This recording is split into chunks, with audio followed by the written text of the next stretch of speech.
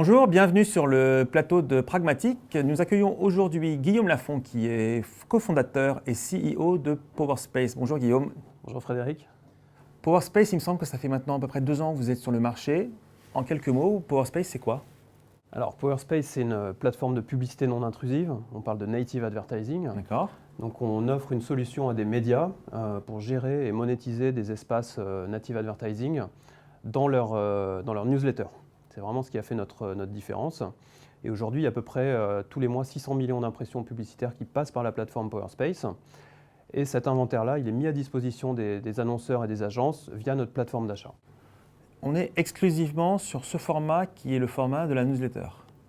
Alors, notre technologie fonctionne aussi sur le web, mais notre positionnement, c'est vraiment la partie newsletter, puisqu'on a été les premiers à développer cette technologie de publicité dynamique pour les emails. Et il y a vraiment un socle data qui est hyper important dans les newsletters. D'accord. Et qui nous permet de faire des ciblages vraiment intéressants.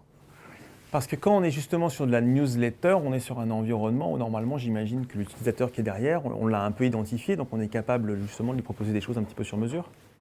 Tout à fait. Alors nous, on n'a aucune donnée personnelle. Les données, c'est nos éditeurs qui les détiennent. C'est eux qui envoient les newsletters. Par contre, on place des tags publicitaires dans les newsletters.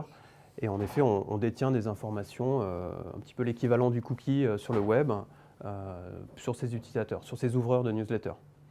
Quand tu parles d'ouvreurs, ça veut dire qu'en fait, la publicité, elle arrive de manière dynamique, mais on comptabilise uniquement par rapport aux personnes qui effectivement ouvrent la newsletter. C'est ça, en fait, il faut imaginer comme du display sur le web, mais sur des newsletters. Donc une newsletter ouverte, c'est un petit peu comme une impression d'une homepage d'un website, par exemple. Et à partir de ce moment-là, on affiche de façon dynamique nos publicités avec des algorithmes qui vont choisir en quelques millisecondes quels sont les meilleurs annonceurs à afficher à un moment T, en fonction de l'utilisateur, du contexte, etc. D'accord. On avait discuté et on parlait quand même beaucoup aussi d'espace premium par rapport aux newsletters, du fait que souvent, effectivement, ces formats-là sont un petit peu des têtes de gondole pour les différents sites médias. Tout à fait. C'est vrai que les newsletters, c'est un petit peu comme une homepage finalement. C'est un gros carrefour de trafic. On fait des fois, il y a certaines newsletters très puissantes qui font 500 000 ouvertures sur une journée. C'est un petit peu comme une homepage. Donc c'est vrai que c'est des emplacements très premium et ça se ressent quand même dans la qualité du trafic pour les annonceurs et aussi dans les CPM qu'on arrive à générer pour les éditeurs. Justement, parce que là, on est sur du revenu incrémental par rapport aux éditeurs, par rapport à votre offre, par rapport à ce que vous avez proposé. Tout à fait, parce que c'est vrai que les éditeurs, ils ont souvent monétisé des newsletters, mais souvent dans un pack, ça va être peut-être le petit cadeau dans leurs packs commerciaux, mais il n'y a pas de technologie qui existe aujourd'hui pour monétiser de façon efficace, comme ça peut être le cas sur le web et sur le mobile. D'accord. Donc en général, c'est vrai que c'est du revenu 100% incrémental pour eux, puisqu'on apporte une solution de monétisation avec notre propre demande annonceur. D'accord. Aujourd'hui, j'imagine qu'on peut l'acheter de manière standard ou en programmatique. Maintenant, les choses se font de manière un peu classique. Tout à fait. Alors, on s'est lancé uniquement avec notre propre plateforme. D'accord. Il faut imaginer un petit peu comme AdWords ou Facebook Ads. On s'est vachement inspiré de ces plateformes-là. D'accord. C'est aujourd'hui encore la majeure partie de notre chiffre d'affaires et de nos revenus. C'est l'avantage d'un contrôle, d'une transparence complète.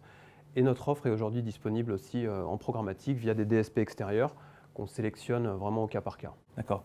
2019, c'est quoi l'objectif, c'est quoi l'ambition?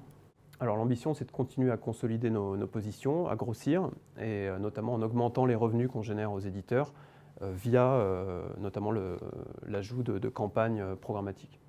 Powerspace, aujourd'hui, on est en France. On est sur quel pays pour l'instant? Aujourd'hui, on n'est que franco-français. Tout est fait à Paris, la R&D, les équipes sont à Paris. Et en termes de médias, d'inventaire, on n'est que sur la France. D'accord. J'imagine qu'on a quand même quelque part, au petit coin derrière sa tête, une ambition internationale. Tout à fait. On le fera quand on aura des bonnes opportunités. D'accord. Ce sera justement l'occasion de se revoir et d'en discuter. Tout à fait, ouais. Merci beaucoup. À très bientôt. Merci Frédéric.